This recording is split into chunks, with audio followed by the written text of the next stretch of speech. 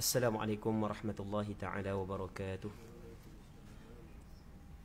A'udzu billahi minasyaitonir rajim. Bismillahirrahmanirrahim. Alhamdulillahi rabbil alamin wassalatu wassalamu ala asyrafil anbiya'i wal mursalin sayyidina Muhammadin wa ala alihi wa sahbihi ajma'in. Allahumma rabbi shrah li sadri wa yassir li amri wahlul 'uqdatam min lisani yafqahu qawli wa la hawla wa la quwwata illa billahil 'aliyyil 'azim. Allahumma anfa'na bima 'allamtana wa 'allimna ma yanfa'una wa 'allimna ma jahilna wa dhakkirna ma nussina. Allahumma yassir wa la tu'assir, rabbi tammim bil khair. Allahumma iftah 'alaina futuhal 'arifin waffiqna tawfiqas salihin. Allahumma la sahla illa ma ja'altahu sahla wa anta taj'alul hazna idza syi'ta sahla. InsyaAllah kita sambung balik pengajian kitab Mukhtasar Syu'abil Iman lil Baihaqi ataupun 77 cabang iman menurut Al-Quran dan Hadis yang disusung oleh Imam Al-Qazwini Asy-Syafi'i rahimahullahu subhanahu wa ta'ala. Wa nafa'ana Allahu bi'ulumihi fid darain amin.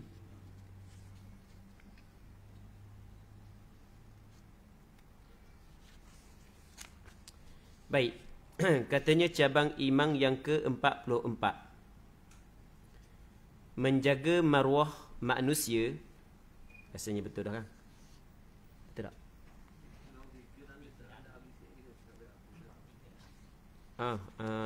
43 dah habis. Baik. Muka surat 93.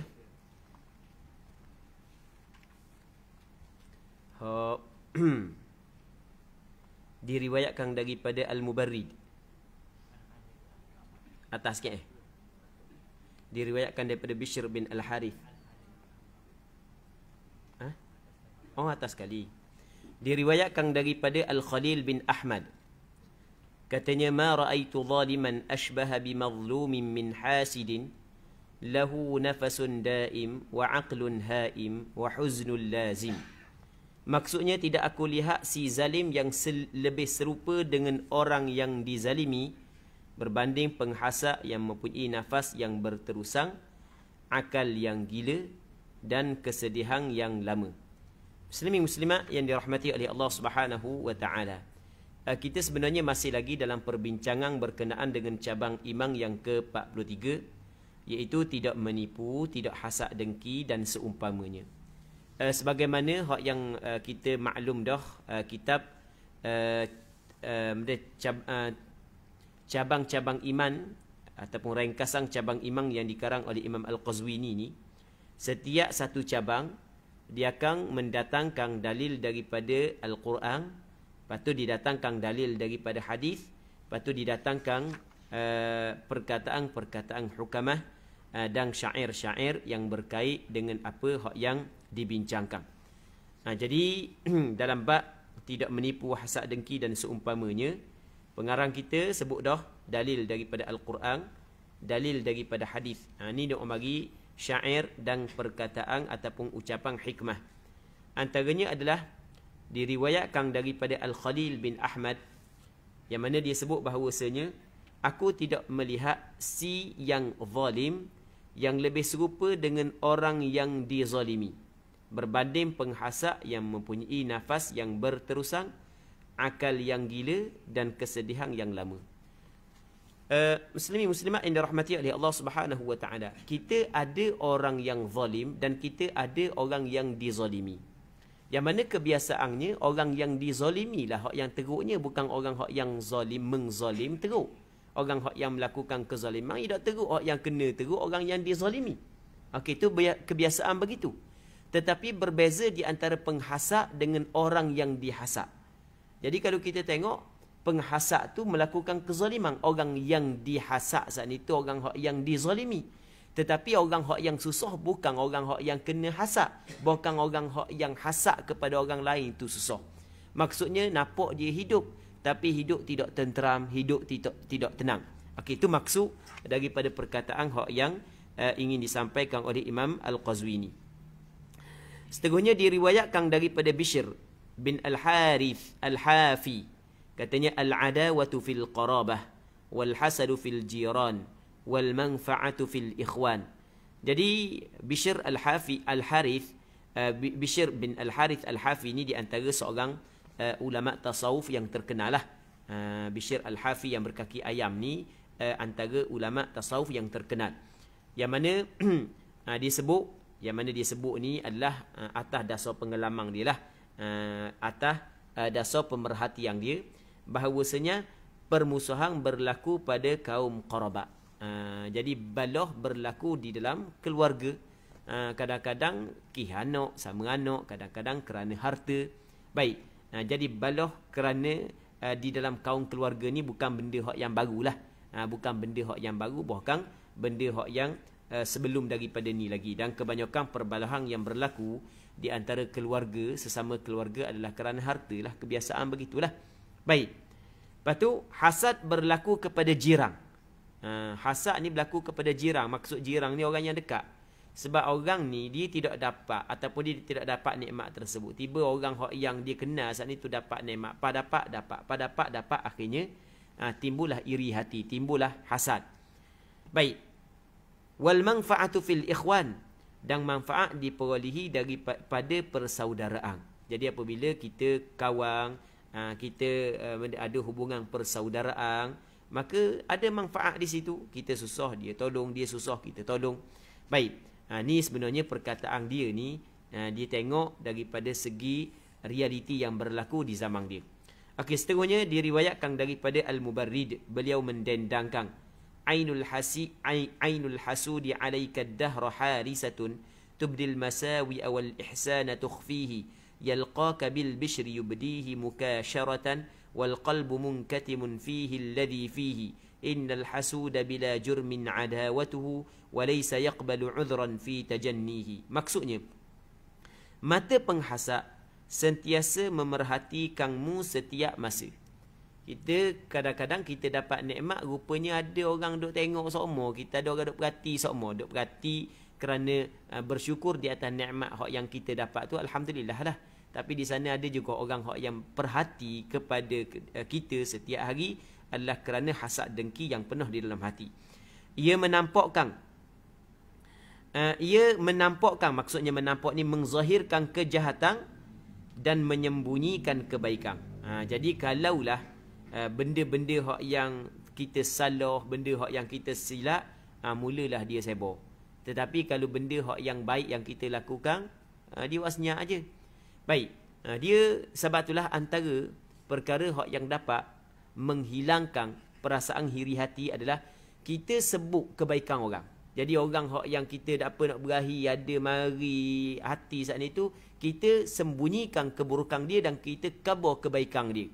Kalau orang mari kita kabar kebaikan dia supaya benda hak yang dalam hati kita tu hilang. Baik. Dia biasanya orang hak yang hasad dengki ni, benda orang buat baik dia sembunyikan, benda orang hak buat jahat maka dia akan zahirkan. Silap buat jahat sikit siap. Tapi hak yang buat baik banyak tu waktunya aja. Tu maksud dia. Dia bertemumu dengan gembira sambil memperlihatkan keceriaan, sedangkan hatinya menyimpang apa yang diingini dirinya.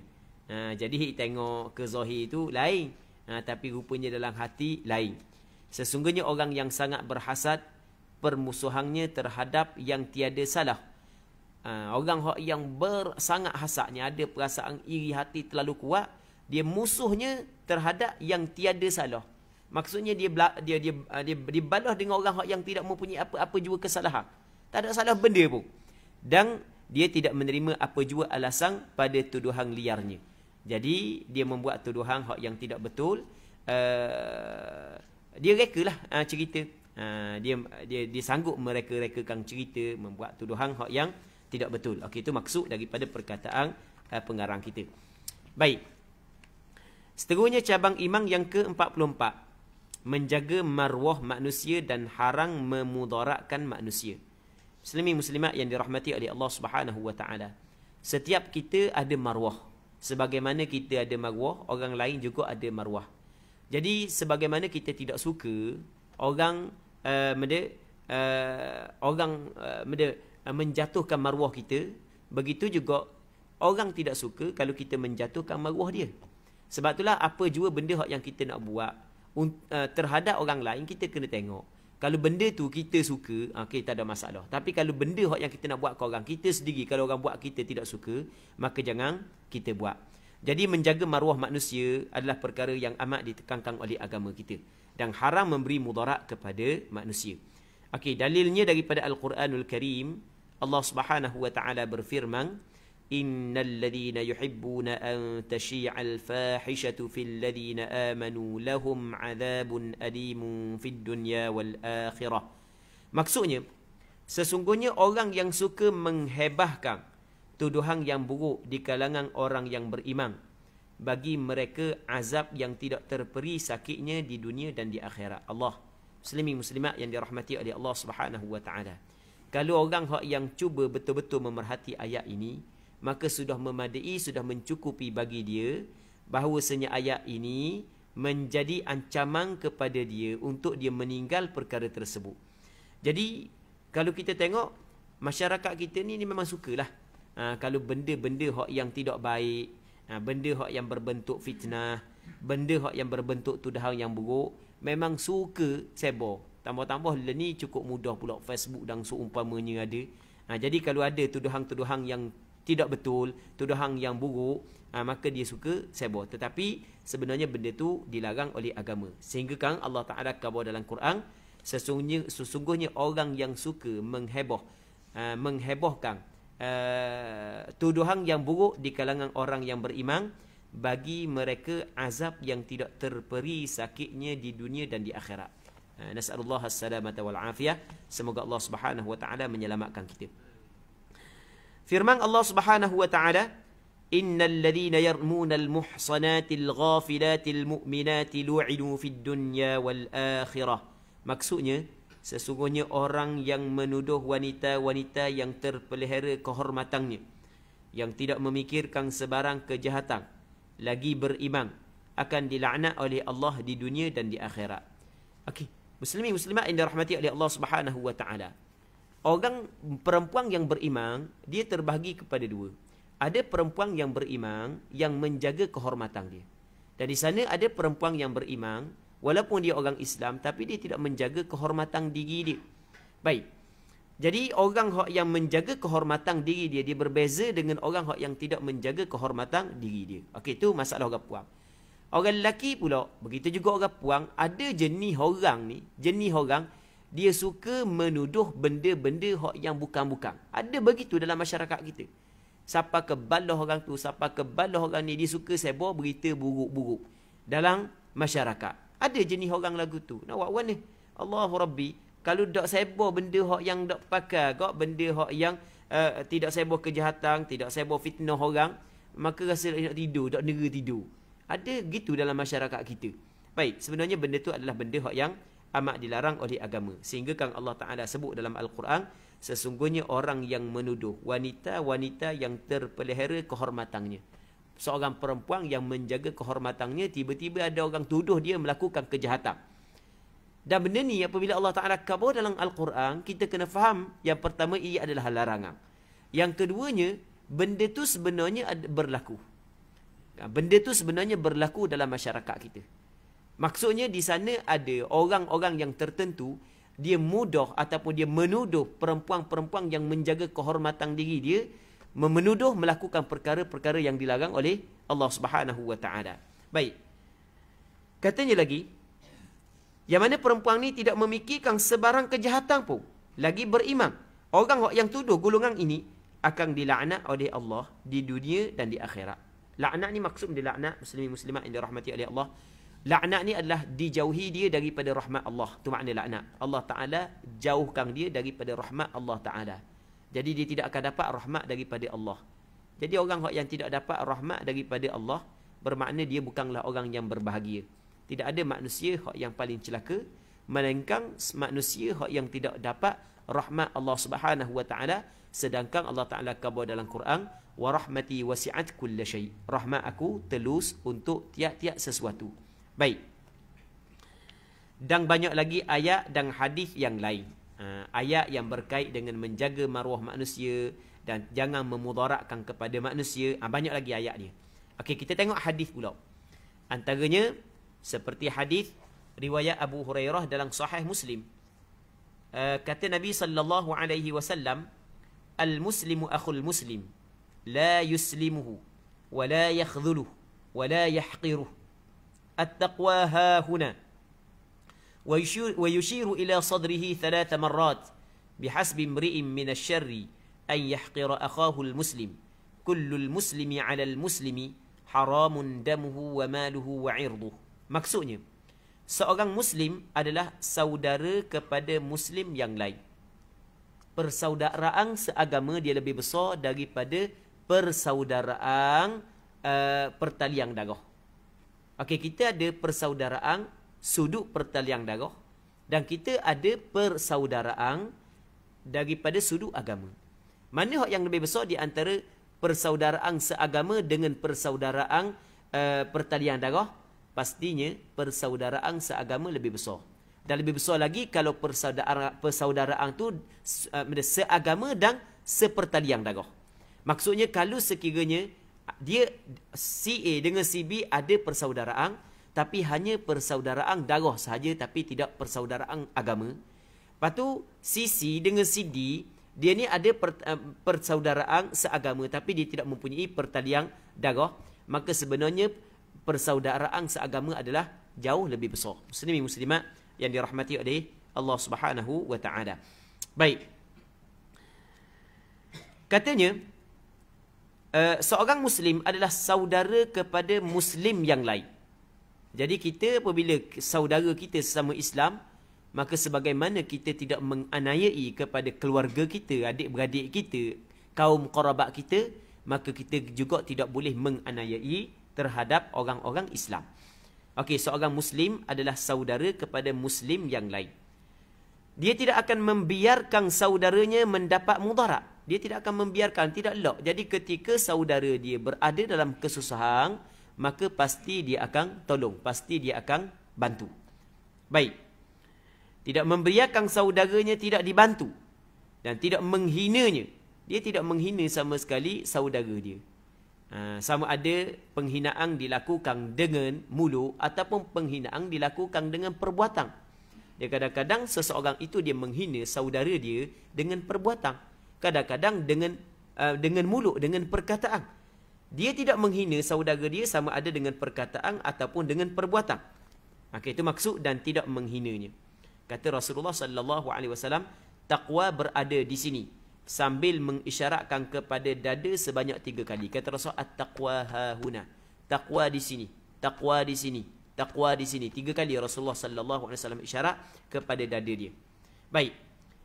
Cukuplah seorang melakukan kejahatan apabila dia menghina saudara Muslimnya. Cukuplah dikatakan seorang itu melakukan kejahatan kalau dia menghina saudara Muslimnya, sama ada dia menghina dengan perkataan ataupun dengan perbuatan. Baik.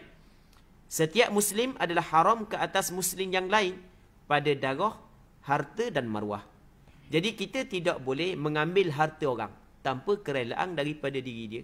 Kita tidak boleh melukai seseorang, menumpahkan darah seseorang, melainkan apabila ada hak ataupun apabila ada benda yang diizinkan oleh syarak.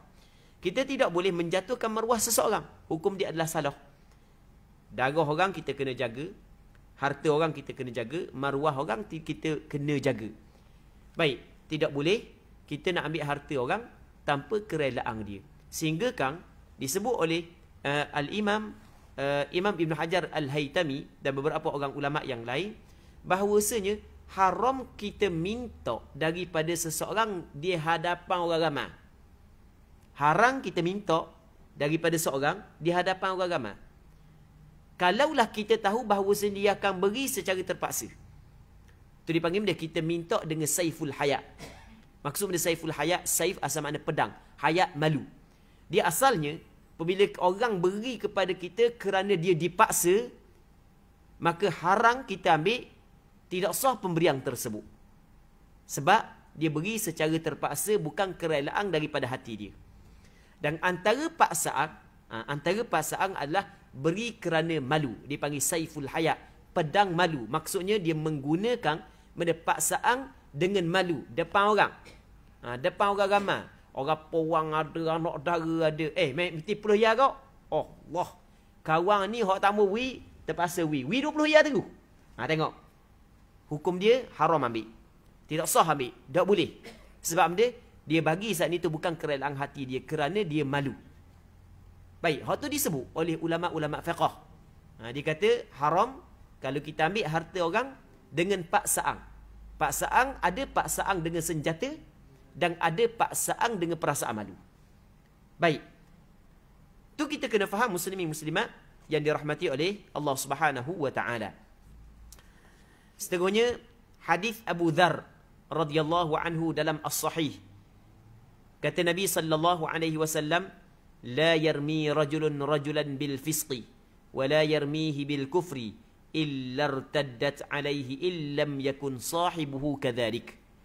Tidaklah seseorang lelaki menuduh lelaki lain dengan tuduhan fasik dan kufur, melainkan ia kembali kepadanya jika orang yang dituduh itu tidak seperti yang dikatakan. Janganlah mudah kita mengfasikkan seseorang, janganlah mudah kita mengkafirkan seseorang. Jadi nampak dia tidak sehaluang dengan kita, fasik orang tu. Nampak dia tidak sehaluang dengan kita, kafir orang tu. Cara ke golongan munafik tu. Golongan kafir tu. Golongan sek Abu Jahal. Jangan gitu. Tak boleh. Hak tu salah. Agama kita larang. Dia ada maruah, dia ada harga diri dia. Melainkan, kalau jelas perkataan dan perbuatan dia menunjuk bahawa dia saat itu telah berkata ataupun telah melakukan benda yang mengeluarkan dia daripada agama Islam tanpa boleh ditakwil lagi. Kalau masih lagi boleh ditakwil, tak boleh kita nak hukum kafir, tidak boleh kita nak kata dia fasik. Kalau tak boleh nak takwil dah, tak boleh nak takwil dah. Mai benda duk sujud ke tokong sebagai contoh.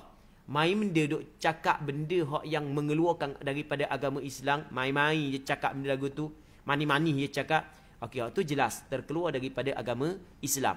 Kalau hanya berbeza pandangan, aku berpandangan sedemikian, kamu berpandangan sedemikian, tapi bukanlah menyebabkan perbezaan tersebut mengeluarkan seorang daripada agama Islam, terus hukum kufur dia, itu adalah sadah.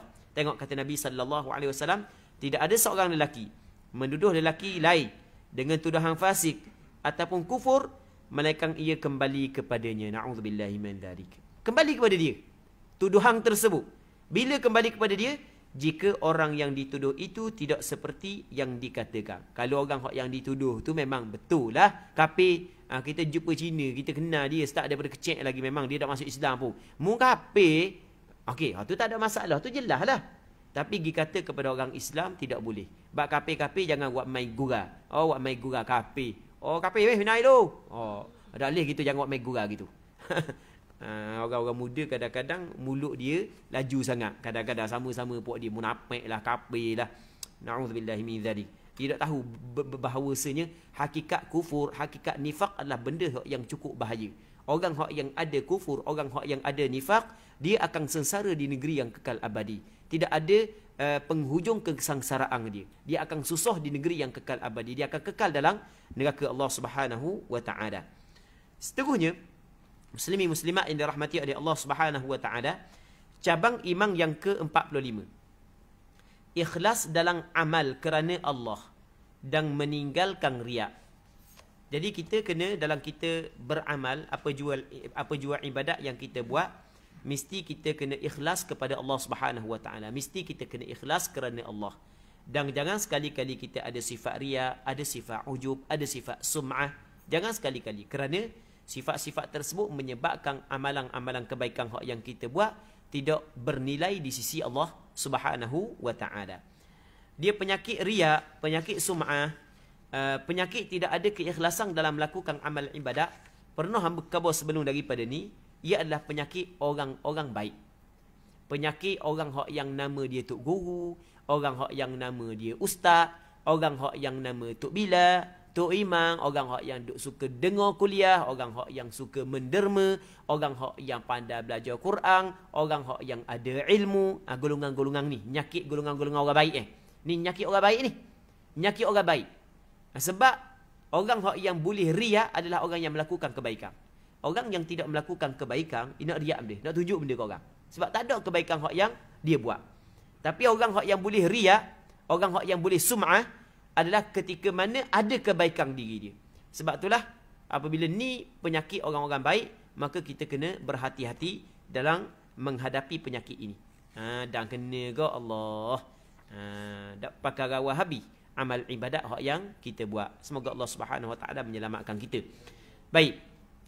Kita tengok dalam Al-Quranul Karim, firman Allah Subhanahu Wa Taala, وَمَا أُمِرُوا إِلَّا لِيَعْبُدُوا اللَّهَ مُخْلِصِينَ لَهُ الدِّينَ حُنَفَاءَ. Maksudnya, padahal mereka tidak diperintahkan melainkan supaya menyembah Allah dengan mengikhlaskan ibadat kepadanya, lagi tetap teguh di atas tauhid. Jadi kita sebenarnya diperintah supaya beribadat kepada Allah dengan kita ikhlaskan ibadat kita saat itu kepada Allah Subhanahu Wa Taala, tanpa ada riak, tanpa ada sum'ah ketika kita melakukan amal ibadat tersebut. Baik. Firman Allah Subhanahu Wa Taala, "Man kana yuridu harthal akhirati nazid lahu fi harfihi, wa man kana yuridu harthad dunya nu'tihi minha wa ma lahu fil akhirati min nasib." Maksudnya, sesiapa yang menghendaki faedah di akhirat, maka kami akan tambahi pada faedah yang dikehendakinya. Dan sesiapa yang menghendaki kebaikan di dunia, kami beri kepadanya kebaikan dunia itu. Dan tidak ada baginya suatu bahagian pun di akhirat kelak. Allahu Rabbi. Jadi orang yang melakukan apa jua kebaikan, tapi kalau dia nak ganjaran di negeri akhirat, Allah Ta'ala akan bagi kepada dia ganjaran tersebut dan Allah Ta'ala akan tambah lagi.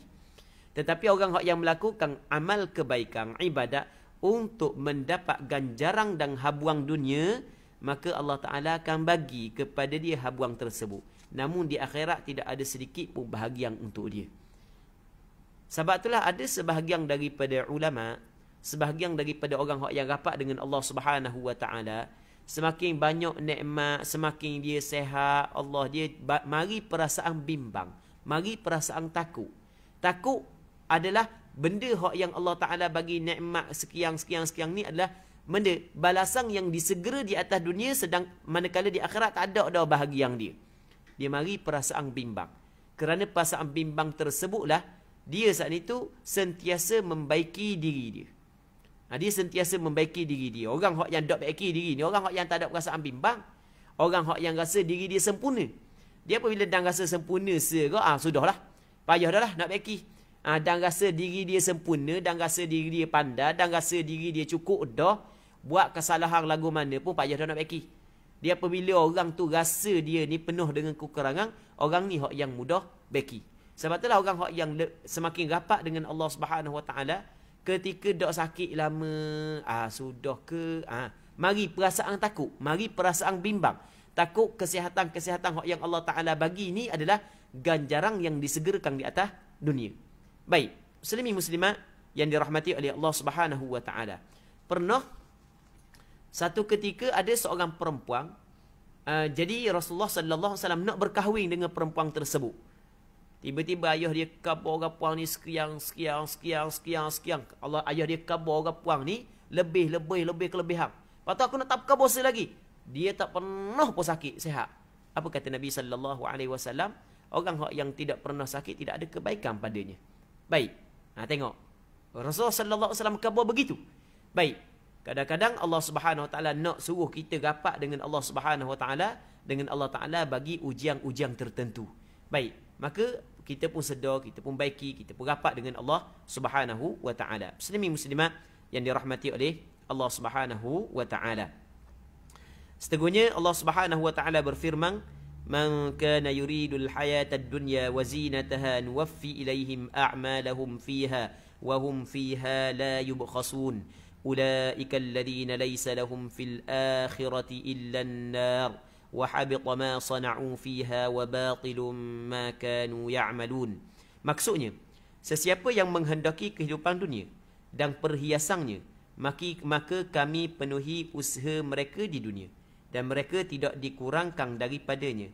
Mereka tidak beroleh di akhirat kelak selain daripada neraka. Dan gugurlah apa yang mereka lakukan di dunia, serta batallah apa yang mereka telah kerjakan. Na'udzubillahi min dzalik. Baik.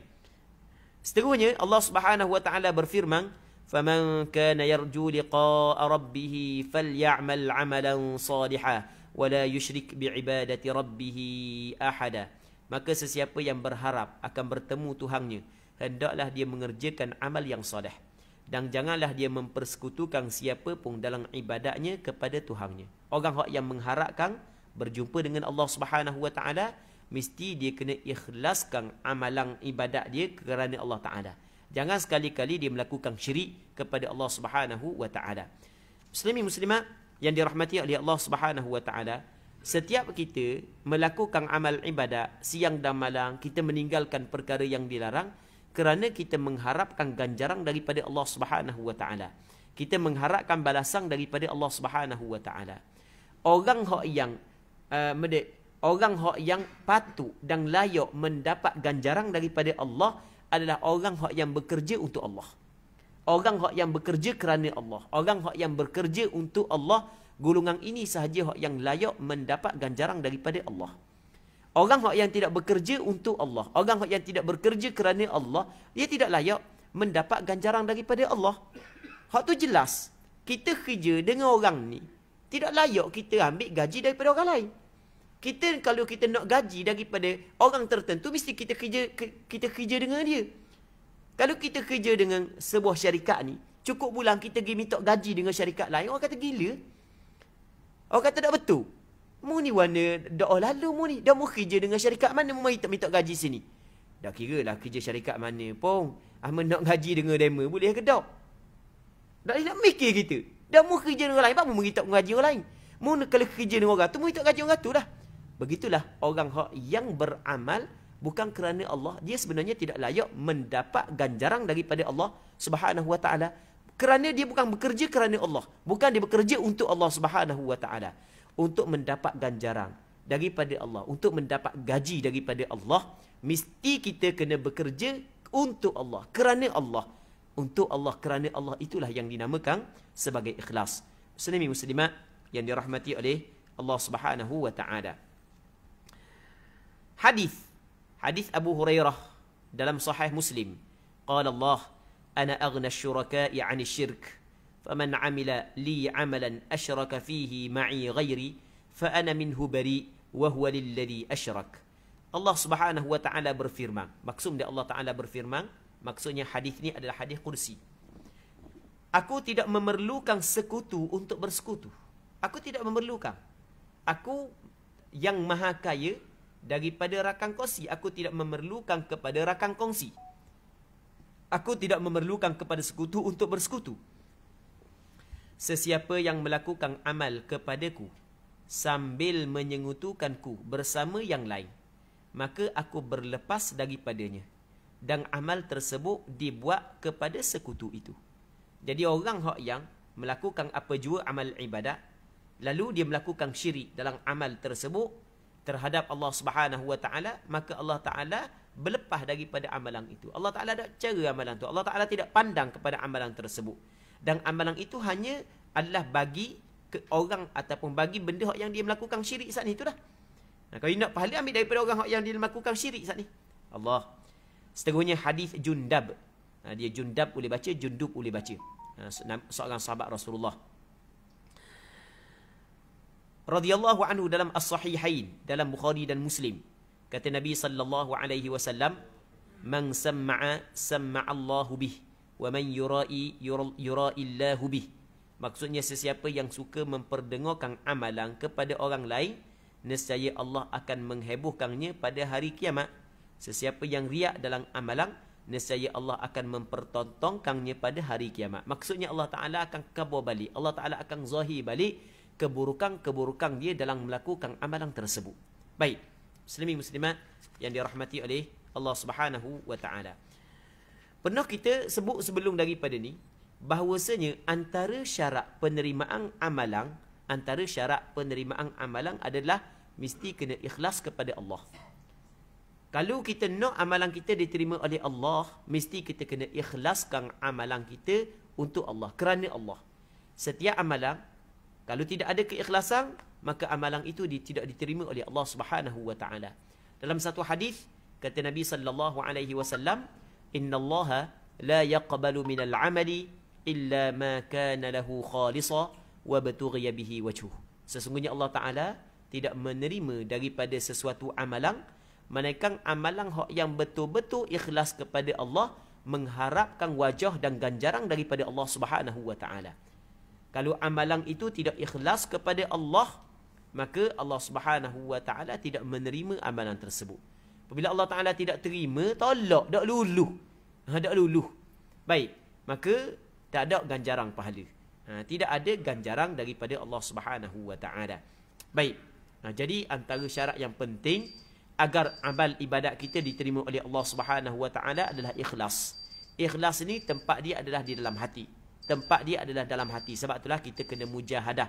Kita mesti kena bersungguh untuk membersihkan hati kita daripada sifat riak, sifat sum'ah, sifat ujub. Dan kita kena meletakkan dalam hati kita sifat ikhlas.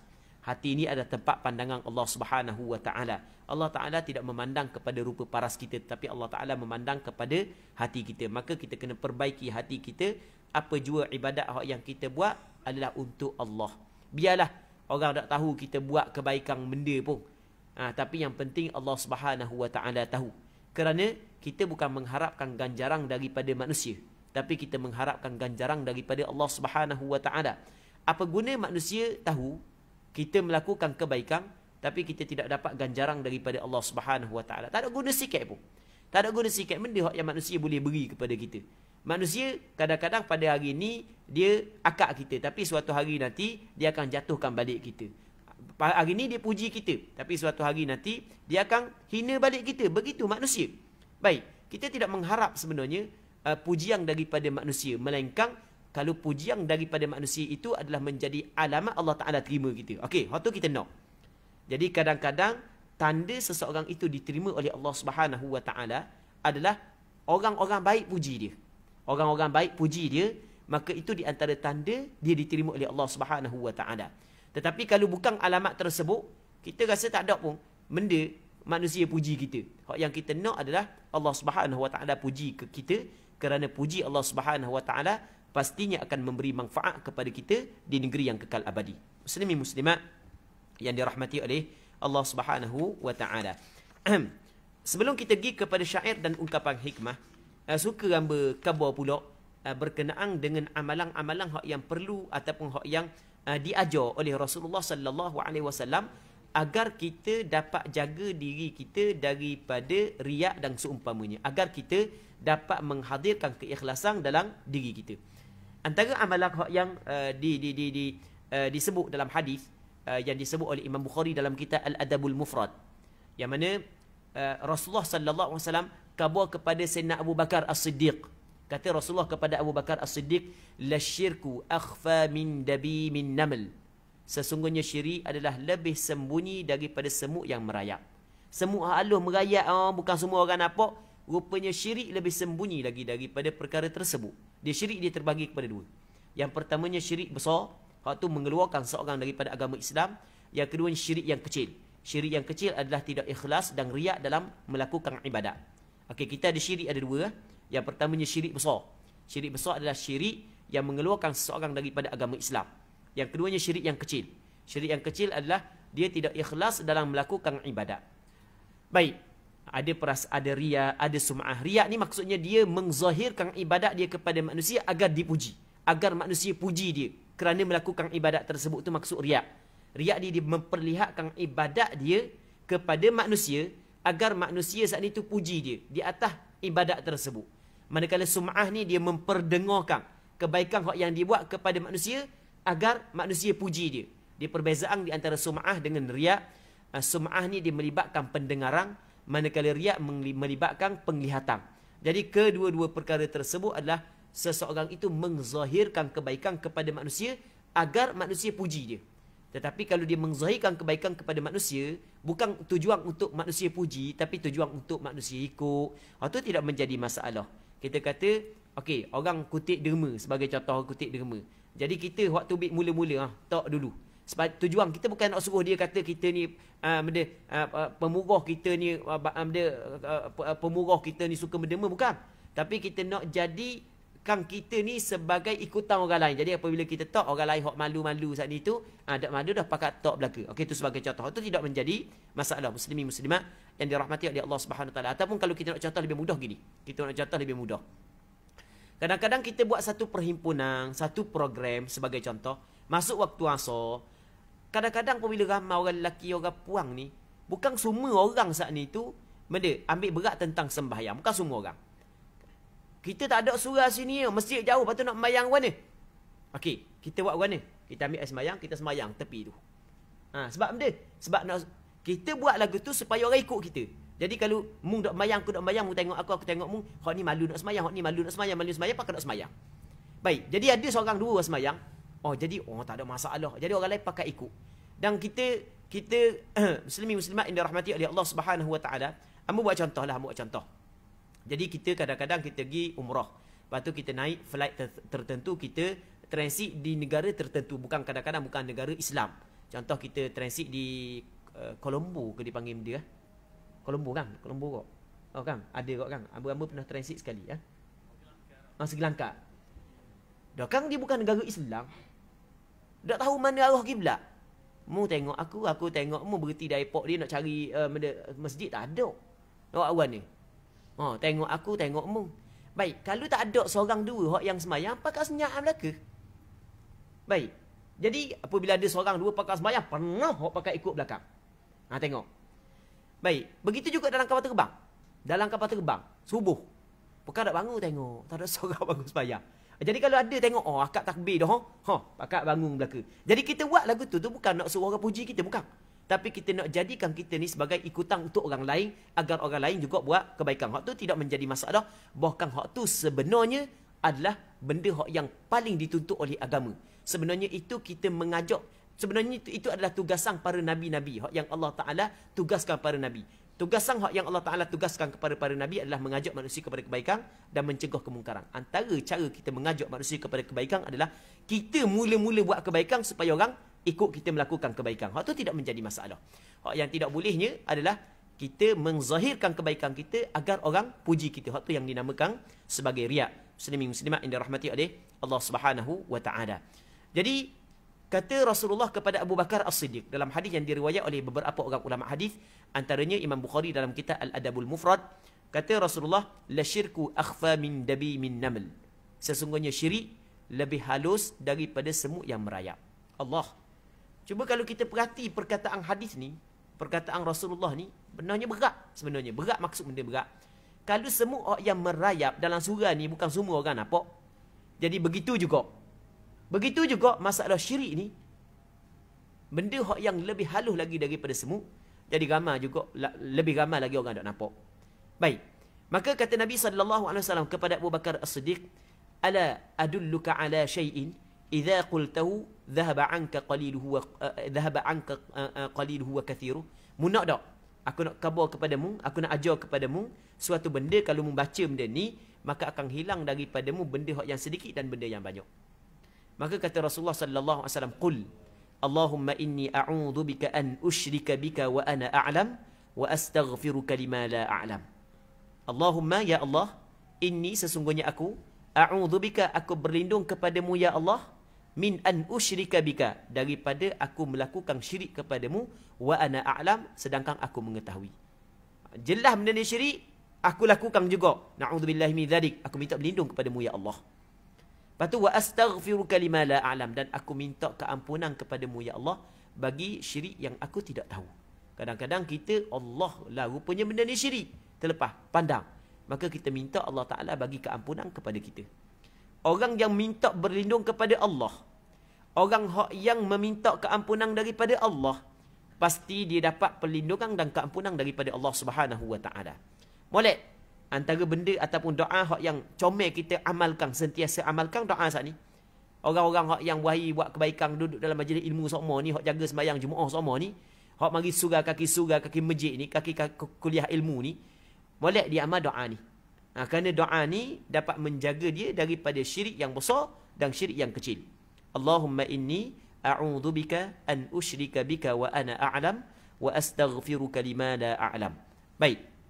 Muslimin muslimat yang dirahmati oleh Allah Subhanahu wa taala. Seterusnya syair dan ungkapan hikmah. Al-Baihaqi memberitahu kami dengan sanadnya.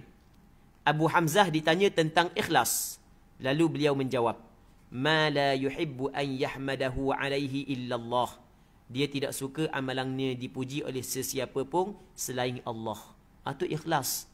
Ikhlas ni dia nak Allah Ta'ala je puji amalan dia. Biar orang lain tak puji pun. Itu ikhlas. Ni tinggilah. Baik.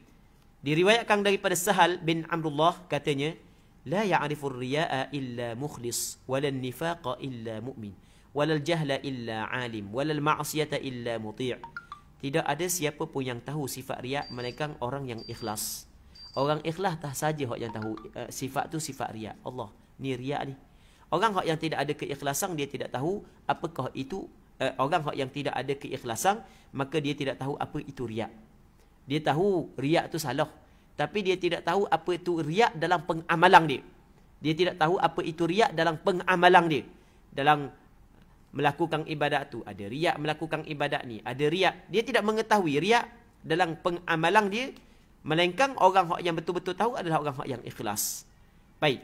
Sama juga tidak mengetahui sifat nifak melainkan orang betul-betul beriman. Orang betul-betul beriman baru ditahu apa itu nifak. Dan tidak mengetahui kejahilan melainkan orang alim. Orang yang ada ilmu tahu tentang kejahilan. Kita orang awam, kita tidak tahu kejahilan ataupun tidak. Baik, muslimin muslimat yang dirahmati oleh Allah Subhanahu wa taala. Buat contohlah sebagai contoh. Sebagai contoh, bukan kita nak kata kepada siapa-siapa tak, sebagai contoh sahaja. Ada sebahagian daripada orang yang berada di meja kuliah, orang yang ada meja kuliah yang disambut oleh ramai orang awam, masyarakat, tapi orang masyarakat kata, orang alim pun sekali, tapi orang ada ilmu kata, tak ada ilmu orang ni. Maksudnya orang yang tidak ada ilmu, dia tidak dapat menilai ilmu seseorang. Orang yang ada ilmu baru dapat menilai ilmu. Orang ni tak pandai ni. Wana ngajar gitu. Wana cakap ngaruk gitu. Baik. Tapi orang yang tidak ada ilmu tidak dapat menilai. Sama juga kita kata, orang yang dapat menilai rumah ni hebat ataupun tidak, tukang. Orang tak tukang tak pandai nak menilai. Betul tak gitu? Ahli dia saja yang mampu menilai sesuatu benda. Sama juga dalam masalah ilmu, dalam masalah kejahilan, dia tidak dapat mengetahui kejahilan itu melainkan orang alim. Orang alim baru tahu, ni jahil. Hak ni kejahilan. Hak ni sebenarnya bukan ilmu.